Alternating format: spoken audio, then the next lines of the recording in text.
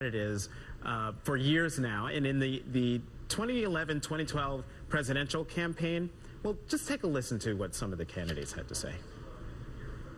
I can tell you that over a period of 4 years, by virtue of the policies that we put in place, we get the unemployment rate down to 6% or perhaps a little lower. Let's grow the economy by 5% instead of the anemic 2% currently envisioned. I believe we can get gasoline to somewhere between $2 and $2.50 a gallon, and that would be an enormous change.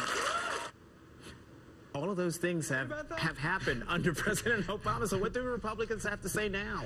Well, I mean, it's funny you played Mitt Romney. I was thinking about the Etch-a-Sketch moment. Remember, that's where he says, well, look, in the primary, I said one thing, but then I'll have an Etch-a-Sketch moment and say something different in the general. They're really having an Etch-a-Sketch moment on the economy because, as you just suggested, you really can't plausibly beat up on the president's economic policies. You can get as nuanced as you want. You can talk about energy policy from 10 years ago and tax cuts from 20 years ago. I'm waiting for someone to say this is the Reagan recovery with a big fat lag.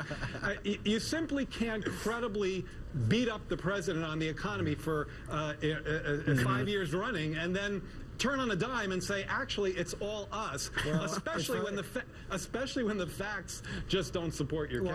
So I asked Grover that because I said, shouldn't conservatives look back and say maybe we're a little apoplectic about our predictions about the Obama economy?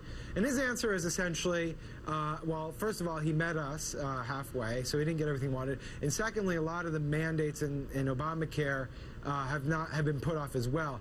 But some of the rhetoric that was surrounding Obamacare envisioned jobs being shipped overseas, whole businesses and industries being shut down. So clearly that it has not come to pass. The one thing I would say, it's interesting you mentioned Reagan, Jared, because Reagan was the example he held up as, you cut spending, you cut taxes, and voila, you get this great recovery, which Obama hasn't done.